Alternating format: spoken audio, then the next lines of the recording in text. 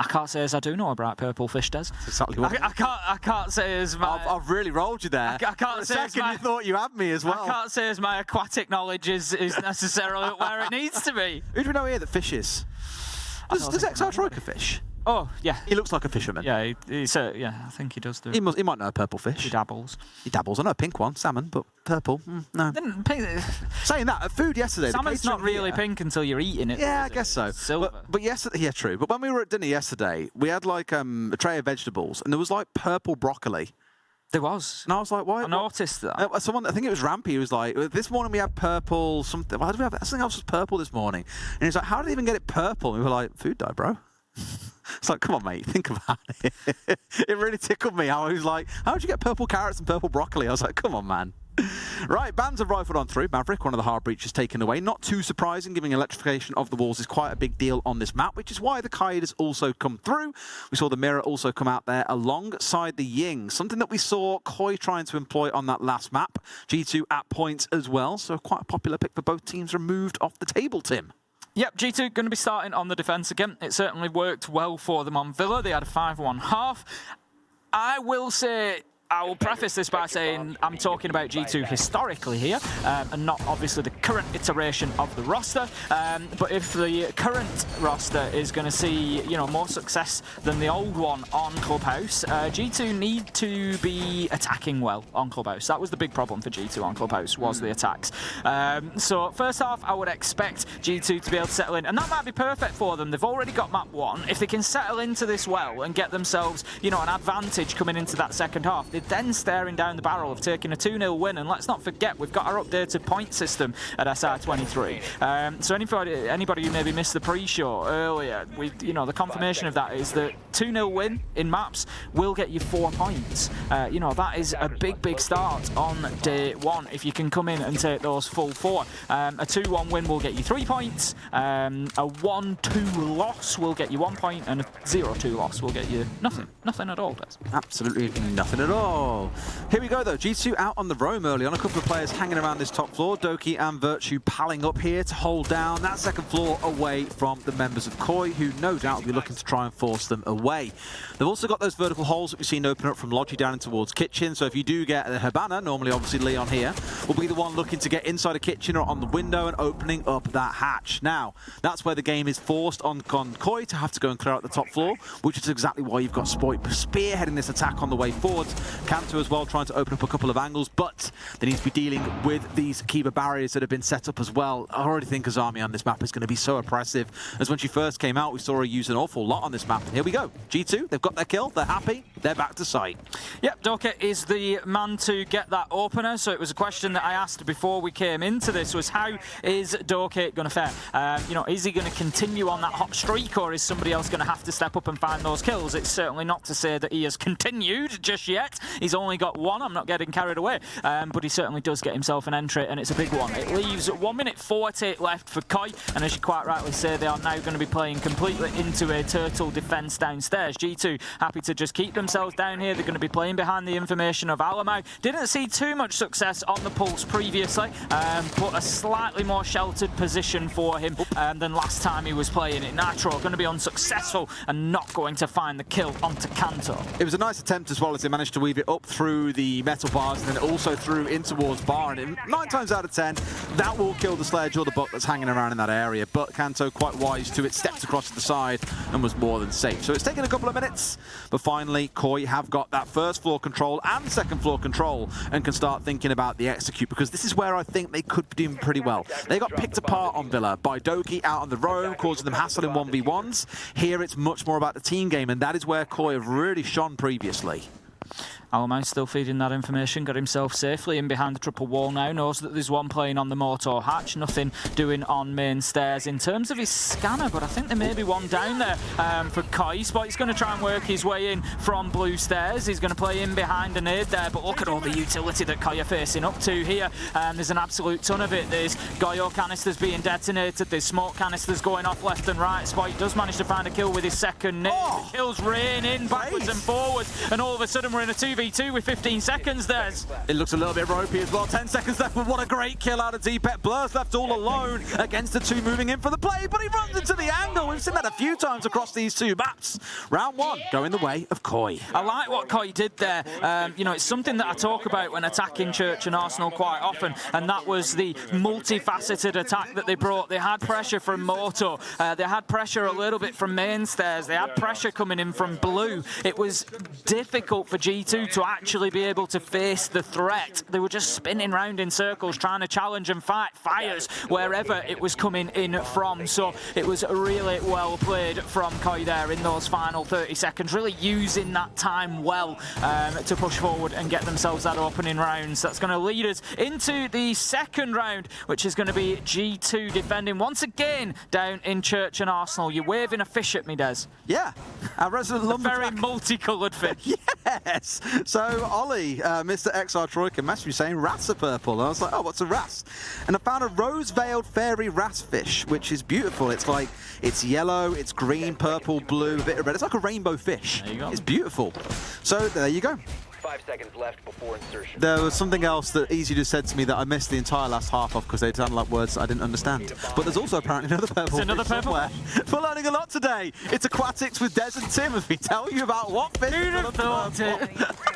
I love Shall it. we go back to SI23? Let's go back to SI23 and see how things are going in round two. All right then. Already dropping back down to site here. At least a couple of them are from G2. Doki still lurking around on this top floor, just forcing Koi to have to commit not just drones but also players up on that top floor. For now, at least, no one is really looking to push in, but I guarantee you very soon they will be. Going to get that jacuzzi wall opened with the Selma device, and that's just going to make Doki play a little bit deeper up on the top floor, gets himself into CCTV, and now then nearly gets his man on garage door, but Doki not going to be blessed with an entry kill again just yet, but there's certainly going to be an opportunity for him as he continues the top floor roam with the Legion. He got saw by a drone at the very last second as he stepped over as well. Classic siege timing moment there, really. But with that visibility they gained from it, it just told them all they need to know. Do not push into garage at this time. Now Doki's trying to get real cheeky, but Deepek was there ready and waiting with a little peeky on him, and Doki's going to be asking, why were you holding that angle? What were you really expecting? Well, Doki, the answer, my friend, was you.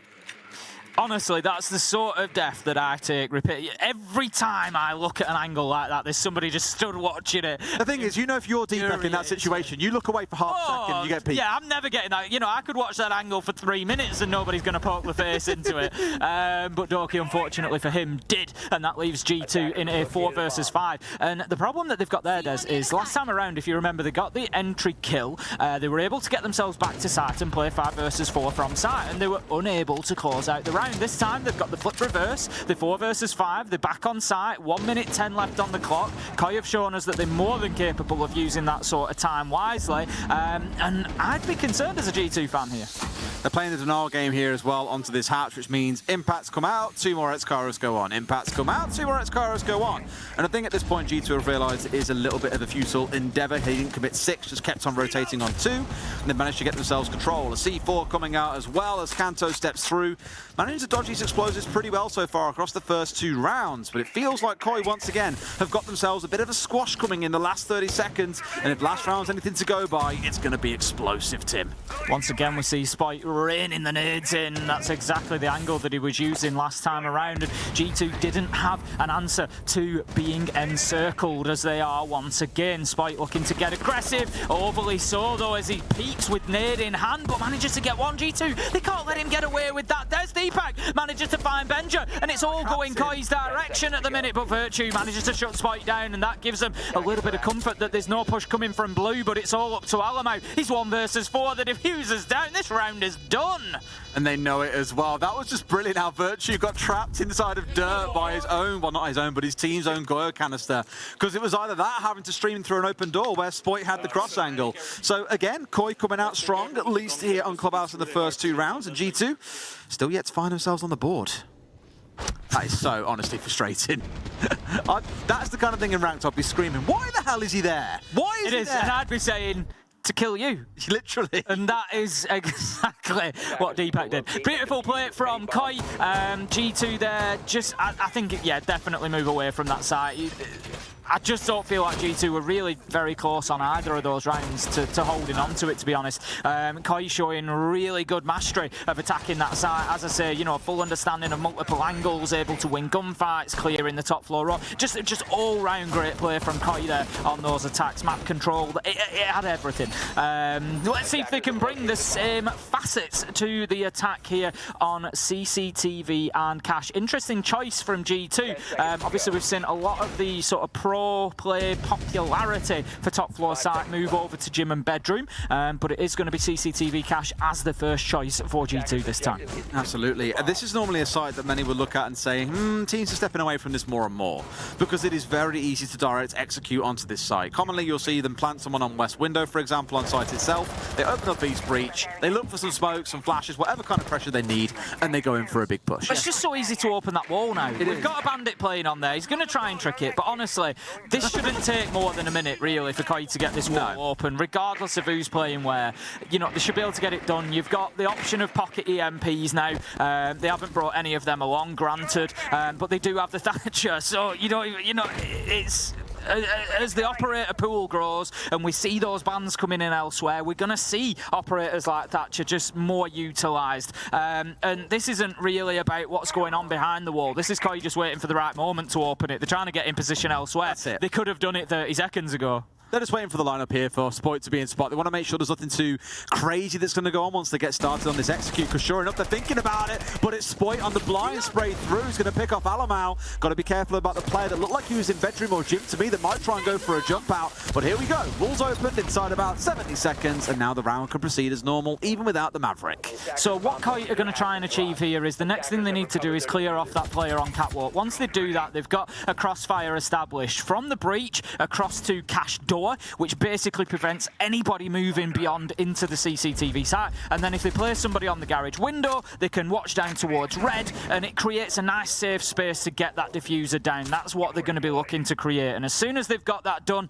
down goes the plant. And they are well on their way. The one thing stopping them at the minute, realistically, beautifully timed pre-placed nitro pull there from the Warden. But I was going to say the one thing stopping them was the man on catwalk. As that has been removed, it's all up to Blur, but very unlikely that he managed to find this. Gets one onto Cryan, but a lot of work to be done. Deepek's going to be getting that plant down, and I love this from Koi. Only 2 minutes in and the plant's going down. They have not messed around here, Des. There's a checklist to be finished and completed. They almost have. There's one man left standing, and Blur's life is the last thing on their agenda in the post plant. Just making sure they're lined up here for a couple of crossfires. One on catwalk, one out on towards the platform, and one set on the diffuser itself. As you say, Tim, 2 minutes in, plant is going down. They know what needed to be done, and they absolutely did it. Just waiting here to try and go for the firefight, but they all explode at once. It's another great round from Koi. Wouldn't be shocked to see a G2 tactical timeout coming in here, as they failed to defend downstairs twice, and also the same on Cash. And sure enough, there's that timeout request coming through from G2. The problem that G2 have got now, the really big problem that they've got is, or my concern for them at least, is, as I said previously, G2 historically have not been fantastic at attacking on Clubhouse this year. You know, yes, roster change, coach change, many things have happened, maybe that's different, but they need to prove that it's different. So all I can go on at the minute is saying I'm a little bit worried about G2 on the attack of Clubhouse, and they're taking an absolute beating at the minute on the defence. Yep. So it's not looking great for them. Koi have been fantastic. Koi have just shown us they're an absolute textbook attack onto CCTV and Cash, and the reason that a lot of teams have stopped playing there. You know, even with the Azami in garage, even with the ability to put up the Kiba barricades, it wasn't enough. As soon as that player was removed, that was it, round over. You know, normally you might plant in behind the server stack. That didn't happen. Deepek was able to plant on the breach, and the reason that he planted on the breach was the fact that they knew that they had red stairs clear. So as soon as you've got that, you don't even need to risk transferring across, you know, because they'd already burnt the pre-placed nitro of the Warden, you know, but in that situation, could there be somebody downstairs? You just don't need to risk the default spot. Just go in through breach, beautifully played. You know, I love what I'm seeing from Koi here on Clubhouse. It's really good. Again, it's what I kind of theorised coming in, was because we're more focused on the executes here, and it is more of a checklist. You know, look, as a team, you have to achieve A, B, C, D, E, F, and then you can worry about executing. It keeps things a little more simple, whereas Villa, they've really kind of like recoiled away from the pressure that G2 are putting on and couldn't seem to rally things together to clear them out. Now, with that Veil of Doki dropping, you know, again, 20+ kills on a map peeled away, you're seeing some of those difficulties for G2 where they're really struggling to get on the board here. Across them all, 6 kills. Virtue with the most of those sat at 2. It has been a really slow start. And equally on the other side, you know, Kanto and Deepak, 2 of the quieter players on the last map, are also waking into it. That's the beauty of best of 3s, because if we came out away from this as a best of 1, we'd say, G2 look way better, Koi really flat. Here you're seeing a very different team and a very different occurrence taking place between the two teams on Clubhouse, which really draws that question. If we get to Theme Park, who wins? Who wins indeed? It's got to be an overtime, though, to decide, surely. You know, in a best of 3, that I'd love it. I'd absolutely love it if we tick that box off on Fresh's bingo card on the absolute. Very first possible game. I'd love that. As I often say, Des, you know my theory when it comes to best of 3s. I think whoever takes the second map, if it goes to a third, takes a huge advantage into it, especially with the way that Koi are winning this at the minute. You know, G2 did come into things strong on Villa, but Koi absolutely answering back in fantastic fashion here. And honestly, the way this is going at the minute, it wouldn't surprise me to see 6-0 to Koi in this first half. Yeah, with the way it is. It really wouldn't. Either you see a transformation now, because they've had the tactical timeout, they're back again on the most defensive-sided site, or it all crumbles. You might also remember that I did say at the beginning of this, if Doki doesn't continue in the same vein that he did on Villa, who's going to pick the kills up? If nobody does, it could be a problem for G2. And that's exactly the position that we're in. It's why I said I didn't want to undermine Doki's achievements on Villa, because it was absolutely incredible, but ironically, actually, it's very reminiscent of what happened between these two teams on Stage 1 last year. When I think back to Bank, for example, Citizen and Doki were picking up 3Ks and 4Ks for fun, though I personally felt Koi were the stronger team when it came to strategy, tactics, pace, for example. They just looked like the stronger team. Please. Please get out of my way. They managed to clear out a couple of bits of utility here as well. But again, it's just one of those where it looks very reminiscent from before. Are the old issues of G2 relying on hero plays going to be the same story here at SI? I'm really hoping not. If we do get to Theme Park, I hope it's a different team. And equally, when the sides swap, we see a very different G2 on attack. I like the shield placement from the Ursa of Deepak there, just outside of Oil Pit, making it very difficult. He's going to be holding a long line of sight all the way to boxes inside of Arsenal, and it's just going to make it very difficult for anybody to try and push out or get aggressive onto Blue, and it'll support Spoit in moving down those stairs if that's where Spoit goes again. But Blur, he's going to manage to take the head off Leon there, and that's going to be a great start for G2. But Deepak once again, as I said, that line of sight there, this is why I loved it. The thing is that he knew as well, surely the call must have come out, okay, Osler's sat on Oil, be careful, but then Blur's full sprinting his way back down. I'm not sure what he was expecting, but slowly, the slow crawl of death of Deepak moves forward, steps out past his shield here. I don't think anyone's expecting him as well to be trying to get aggressive like this. If he can get in and get a couple of kills, that's massive. Sees ahead of a player, but doesn't quite finish him off. That's so unfortunate. As Spoit drops to the floor lifeless, it's an all-in 3v3, Tim. Kanto manages to step in, finds himself a headshot, and this is all going in Koi's direction. 3 versus 2, Crane managing to get in the diffuser down as well. Doki, he's just running around trying to find anything, but all he's going to find is the pistol of Deepak, and that leaves us now with Alamo. He's fighting. It's 1v3. It's 1v2. It's 1v1. Alamo surely not. He knows where his last man is. Switches to the pistol, but no crying. Once again in the 1v1. We saw it on Villa. Now we see it on Clubhouse. He locks it out, and that is another round for Koi. What was that? I think... I don't know this. What was he saying? He didn't say anything naughty, surely not, Leon? No. I wouldn't have thought. I tell you what, though, Crying's collecting dog tags. 2 1v1 so far found in the series, and with absolute confidence as well. Looking incredible. Goes to show again, it ain't all about the youth. Sometimes it's about the experience. And Crying is showing it in absolute spades. 4-0 to Koi. Not the kind of scoreline you'd expect to walk into after that performance on Villa from G2. Not at all, not at all. This has been a ridiculous swing of momentum at this point. G2 going to go to gym and bedroom for the first time here. It's no surprise. It's basically, you know, where can we go? We haven't won anywhere else. It wouldn't surprise me if Koi get the win here. In round 5, it wouldn't surprise me to see a bar stage getting thrown in all honesty, because at this point it feels like G2 are just sort of rolling the dice a little bit of, you know, what can we try and get to work with. What we've done so far hasn't worked, so... They're throwing the naughty word that Leon said at the wall and realising that nothing is actually sticking is the issue. I want to say there's work to do, but even I'm a bit stumped here as to what they can do, because they've already had the tactical timeout. It hasn't worked for them by quite some mile. No, it came down to a 1v1, but Koi were in control there throughout the vast majority of that round. So Fabian can no longer have his input, can offer no more words of sage wisdom that I'm sure he has. It's on the boys to figure their way out of this one by themselves, something that they have struggled with historically.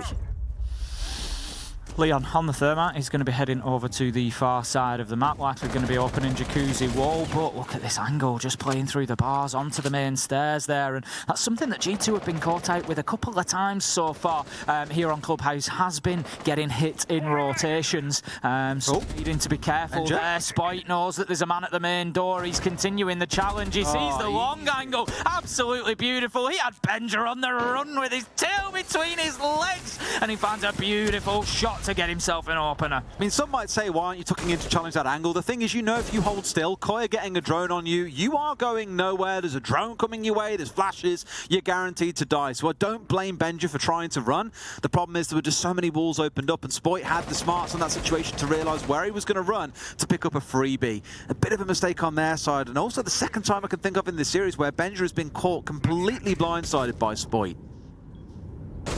The round continues as we've got Blur just trying to hover around the main stairs door inside of sight, but you just feel again like G2, they just don't have, for me as here on Clubhouse, G2 have never had any command of any of the rounds. No presence, really. They've just been sat waiting. They've just been sat waiting for where are Koi going to bring the gunfights from? Where do we need to challenge? And that's been part of the problem. And I know it can be difficult to take that sort of onus on defence to, you know, be the one that's sort of dictating things. But it's your setup, it's your play, and you've got to find a way to make the attackers play your game. Okay, so holding still, holding fire, just waiting to see what the next game plan is coming out of Koi's. But down towards that last 45 seconds, the one thing I will say, Tim, is outside of the Cash CC round, the first one that we saw in round 3, it has come down to the wire in the last 30 seconds, and Blur just blast crying off the roof. That's the kind of kill that you want into a 4v4 in the last 35 seconds of the round stepping into play. It's all going to come down to Koi and what fights they can take. Leon, he's searching, he's seeking, he sees the Frost, Smart manages to shoot it out, but it's Difmark and Spoit that are doing the work, and that leaves us now in a 2 versus 4, and things are going from bad to worse for G2 right now. Doki's going to hold his angle on the logistics hatch. I think he knows that the drop might be coming, but no, they move away, and it's as easy as that for Spoit as he swings around the corner and finds his man, and it's all up to Alamo in the spot that we see so often populated by Shaiko, and he's managing to get his kills raining in as well, but this is great from Koi, just forcing him to move into sight. Spoit, he knows where he's coming from. Beautiful headshot. He's up out of his seat. And this is a different Koi to the one that we saw in the first few rounds of Villa. Their confidence is back. They are up and fighting. And they are 5-0 against G2. So, you guys can't see this because the replays are on screen, but Spoit was just in chat. All like one line per word. How do you lose that? There it is. Beautiful. Wonderful question to ask, as Spoit is starting to again rev it up here into 4th gear, really starting to fly in the game at 8-3. Sure, it might have taken him a bit of a half of Villa to really find his feet, but now that he's there, he's swinging. Look at that rip bar on stage. Imagine that. It's almost as if I've watched this before. It's a bit of a panic. I think they've tried the 2 primary sites they wanted to play. They've tried downstairs, they've tried Cash and CC, they've tried upstairs in gym and bedroom. Now the only thing left to do is bar on stage. And the thing is, Tim, we've seen really intricate defenses of this fight. I think back to when Doki was playing on Na'Vi, for example. They had some really cool defense at this site involving Doki playing downstairs in basement and chucking C4s up through the hatch. But I can't ignore that this was the site where Koi won the Berlin Major. When they played against FaZe, this was the exact site where everything ended. Sure, Koi were on the defensive side, but they are going to be no slouches when it comes to this site. They know what's got to go down. This should be, like you said, Tim, that 6-0 half they're looking for. Certainly should be. I can't see any way at the minute that G2 snatch around here, if I'm honest. They're going to be trying to hold on to the top floor, of course, but we've seen Koi attack both CCTV and Cash and Gym and Bedroom very well both times, able to get the wins there. So really, I just don't see G2 holding on to this, and neither does Spoit as he manages to continue his reign of terror that he ended the last round with. He opens it up and gets the kill onto Doki, leaving us in a 5 versus 4 within 30 seconds. G2, they've got to be hitting panic buttons at the minute. Ever since Doki played back in the ESL Prem for M&M, back when they first joined Siege, I always said about him, he's either 14-0 or 0-14. We've had 14-0 Doki, not quite to those exact numbers, but loosely associated. This map we're seeing the other Doki. In fact, we're seeing the whole other side of G2, where again, without him showing up, they're crumbling a little bit at the seams. And the thing is, it's the first game of SI. Don't write them off. You'll see a very different G2 coming across in potentially the next map or even the coming days. But it is a bit concerning that without Doki shining, they're really seeing some of the weak points about them. Certainly are. I think part of the interesting thing to remember is obviously with the new point system, you know, it doesn't look like anybody's going to be getting a 2-0, so that keeps the group a bit tighter. You know, we're going to be on those reduced points. Now then, Leon manages to get himself another. That's his second kill in the round. Kanto manages to find Alamau, and this is 6-0 all day long. There is no way for me that Blur manages to overcome this. You know, we know he's got that clutch factor. I remember it back in EUL. Oh, Consulate? Oh, mate, what a absolutely game. Beautiful, but he just hasn't shown that sort of ability recently. And in a 1v4, this is a matter of time until Koi track him down and get this kill. There we go. Easy peasy for Spoit. Again, it was just hunter, killer across that half. 6-0 for Koi. The teams, so far, dominating each other on their opponent's map pick, which does suggest that Difmark is the one to come through. And that in itself is really exciting because I thought Koi would insta-ban that map. They haven't played it. It's completely off their record. For them to then bring it out against G2, who are a team that do play it, it's, I'm not going to say nerve-wracking, but exciting. Might be time for Koi to get the bathrobes back out, Des. Certainly get their feet up and have a little bit of a relax. You know, with the way things are going here on Clubhouse at the minute, you've got to say, RG2 going to come back with a 6-0 attacking half. I've already raised questions of G2's prior attacks on this map historically. You know, there's no reason why that should carry true into this one, you know, with the changes to the roster, but I just don't see G2 coming back with a 6-0 half. Koi are going to pick one of these rounds up, whether it's the first or the last, it won't really matter to them. But Solis coming along and being the first time that we've seen her. I'm not sure about the other stream. I won't say unilaterally that it's they saw Grim, and Grim got their first kill. Grim, I believe, yes. I won't say unilaterally it's the first time we've seen Solis at SI 2023. Look at this. It certainly is the first time on the B stream, and I'll be honest, I don't think it will be the last. We're going to be seeing plenty of this operator. No, and what I love is it plays so well into Koi's style. Again, looking back at Villa, what they were playing was things like they had the Valkyrie, they had the Echo, they had the Mozzie. Two main primary intel gathering operators and then a more supporting one. That's exactly what Solus is looking to do here. You saw it then for a second. Beautiful capture by Easy as well, our observer. Seeing them spotting out the drone, instantly getting the Mozzie in, it being captured out. And this is why Solus is so oppressive. You cannot have drones inside the building. It's impossible for the attackers to get anything without losing those drones, and you don't want to sacrifice too many. They're already down 3, for example, and I only expect that count to go up as the round goes by. You've got to be pressuring Solus.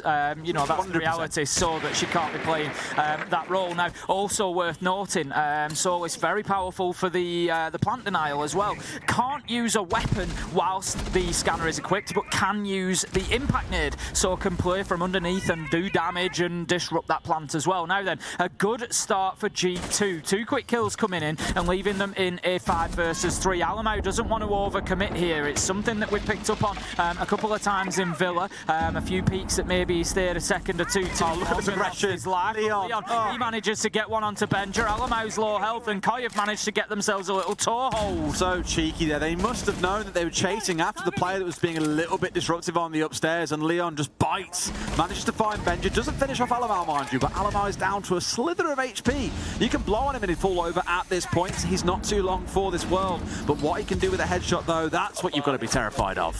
Deepak going to take a lot of damage down inside a site, and you've still got to say that this is a round that should be going to G2 as the kills come in. It will do. Doke manages to find one. Alamau with a double, and that is going to be a big round for G2. It gets them on the path at least. I'm not even going to start saying that they may well come back into this. I still think that Koi will find a defensive round somewhere and fairly quickly, but we said that about Villa, if we remember. It was 6-1 on Villa, and Koi fought their way all the way back to 6-5. So there is the opportunity for G2.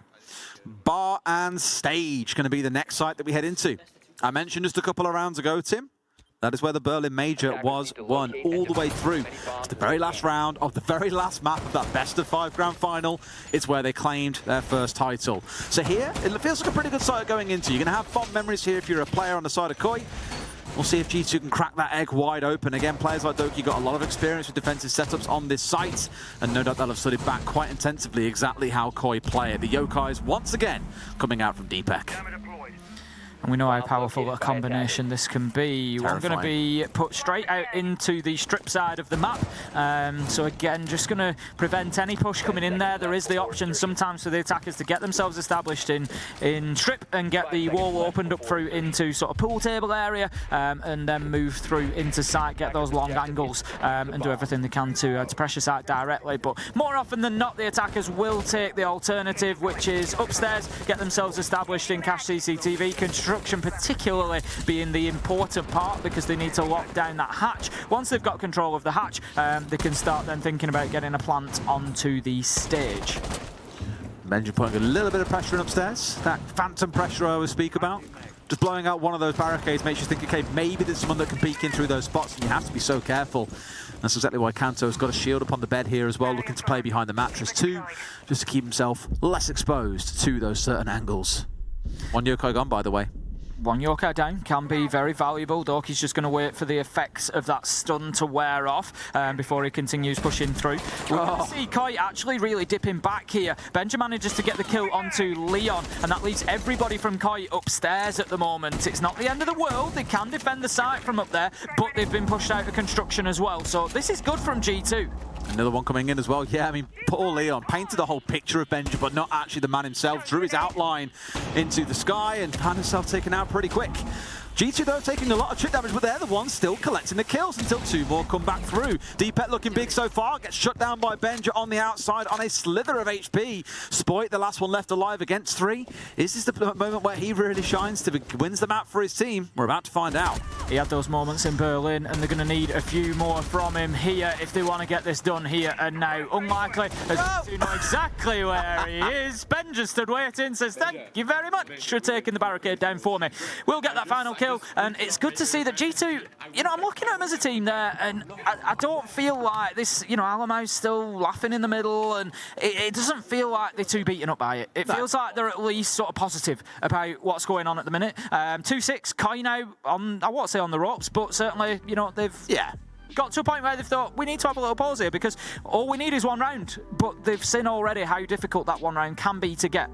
Massively. I mean, look at G2 as well on the previous map when they made use of it too. It got a little bit sweaty at points, but that little pause in the action, the break of momentum was good. And I imagine for Koi, it's very much the same. Okay, what's going wrong? Where are we losing these gunfights? Where's the miscommunication and teamwork not coming together? But by the same token, it's two birds with one stone. You're kind of slowing G2 down. You're killing off that momentum, breaking them out of the headspace for 45 to 60 seconds before you get back into things. Koi know it's just one round. There are 4 to go. They'll find a way through, whether by hook or by crook.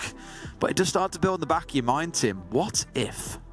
That's it. That's the one question. What if? What if this is the start of it? What if this is, you know, us going to overtime on Clubhouse and having to, you know, go through that process and think about exactly how that works out? Gym is going to be the site of choice for Koi as they try to get this one locked down. And the problem for them is that it is the mental game, and it's every round that they don't win, the next one becomes more difficult because, you know, they start feeling that lead slipping away, and 6-4, 6-5, you know, it really starts to grind you down. We'll see whether they can hold on to the top floor. We've seen Church and Arsenal, we've seen Bar and Stage so far. We haven't seen any attempt at the top floor. They're going to need to do very similar to what they tried to do last time around. They're going to need to try and keep hold of CCTV and cash for as long as possible, for example. Top of red stairs.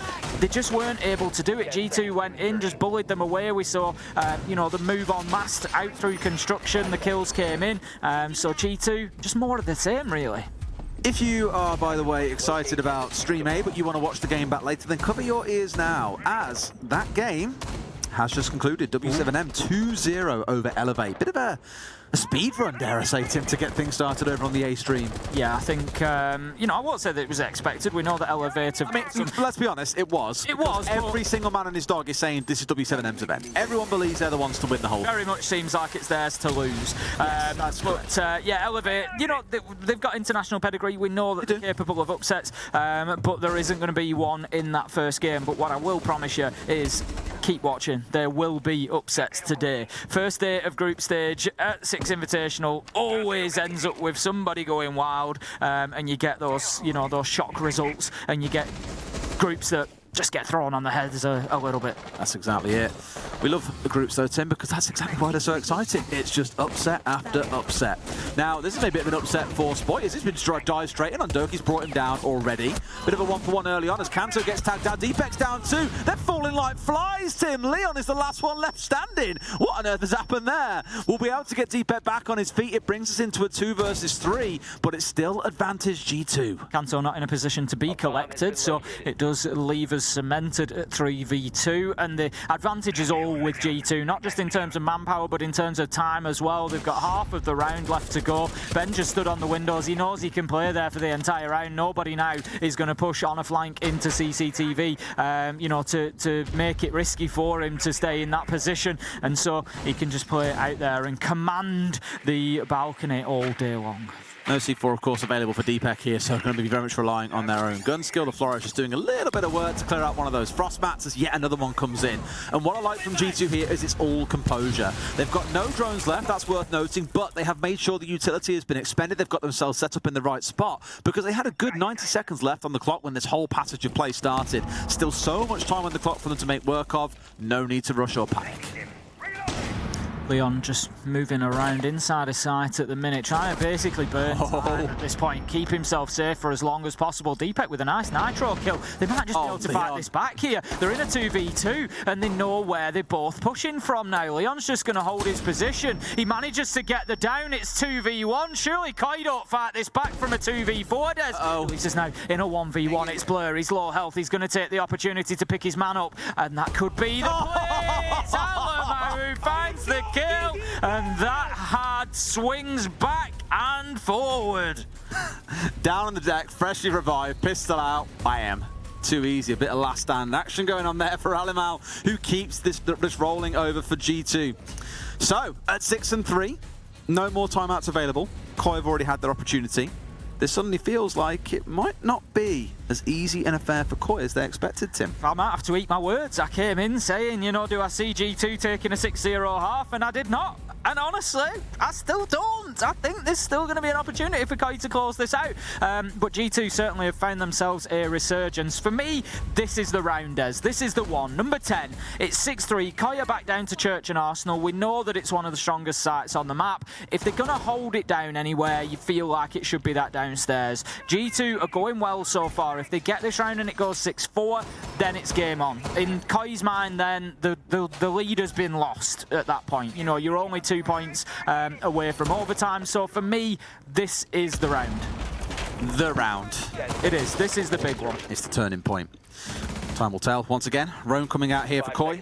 I think it's Spoit and Kanto that we've got playing out on the top floor. That Solo's returning in once again. Very useful previously to help them catch things out with the Mozzie to get those pests down for free on towards certain drones and picked off. But it's been a pretty quiet start. As you can see, only one drone gone for the side of G2. Forced to keep them outside of the map because of the presence of that Solo. Just again showing how impactful that operator can be. Virtue going to try and play on a real long angle here, see if he can catch anybody out, just moving through the cash door. At the minute, he's not going to be able to find his target. He's still going to hold on to that for a little while. Spike getting aggressive onto the gym window there. Koi certainly trying to play with a heavy top floor presence here. He's likely going to know that Blur's going to be taking the wall out. He did see him move past through the drone hole, and Blur straight onto the drones to get that information. It's too easy. It is too easy for Doki. He goes in with the pistol. It's all pistols for G2 at the minute. And the last kill of the last round, the first kill of this one. Doki, he knows there's a second on his side. He's trying to challenge, and he's sticking with it. Alamo manages to get canted. Doki with a second on the pistol onto Spite.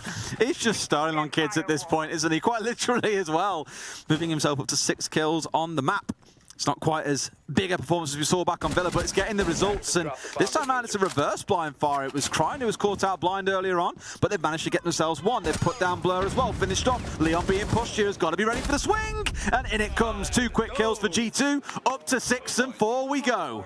As I said, to me now the lead has been lost. 6-0, you know, only 2 rounds away. You know, you're talking about a completely normal scoreline here. Not only that, but if you're Koi, you've tried Church, you've tried Bar, you've tried Jim, where do you go? You know, they're obviously not keen for CCTV cash because they didn't go there last round. They went back down to Church and Arsenal.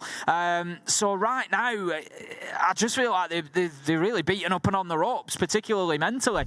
You know, I said that it was very unlikely that we were looking at a 2-0 win, but that's looking like a real possibility for G2 now. It's looking a bit ropey. And the thing is, Tim, it's almost reminiscent of Villa. It's like we've gone kind of full circle back to the first half of Villa, where Koi, they're getting caught out a lot. That's what's kind of frustrating at the moment, is again, not being aware of where they're being pushed from, not respecting potential angles, or just being in the right spot that they have to sprint through those angles, knowing full well they could lose their life. It was Cryin in the previous round, now at 2 and 8. Hasn't been a great map for him, but they're struggling to really make anything happen. And this must be where you really start to feel nervous as Koi. If you haven't already been, you lost the last map. It looks like we might be here. Also, I hear A streamer with us, Tim. So hello, those of you who have just tuned in with us. We had a 6-0 half for Koi, in case you missed those lines a few moments ago. They were 6-0 up after their attack in half. G2, we thought, had no way of being able to bring things back, but they've got 4 rounds on the bounce. Koi have barely come close, so it feels like overtime could be on the way. As if you would expect anything less from Des and I. Welcome everybody on the Airstream. Pleasure to have you with us, of course. Now then, let's see how we go in round 11. I said that I thought that round 10 was particularly important for G2, and it's one really even more so in a position of being game on. Blur's going to open that construction wall. They're attacking onto Gym and Bedroom, and again, the thing is, for me, G2 feel like they're moving faster and faster here, Des, and you know, hopefully for G2 at least, that doesn't create a situation where they're getting ahead of themselves, but they're certainly not messing about. The confidence is back. I mean, it feels like they're really growing into the game, right? Alamau had a real soft start, so Villa is now finding himself at 13 and 7. It's looking good. Leon now being the one who's kind of often roaming on this cap can. Spoke about this a little bit back on Villa. More so the fear of once you know there's a single cap can trap, there's 4 more out there that you still need to find. So it can really impact teams in the last 30 seconds.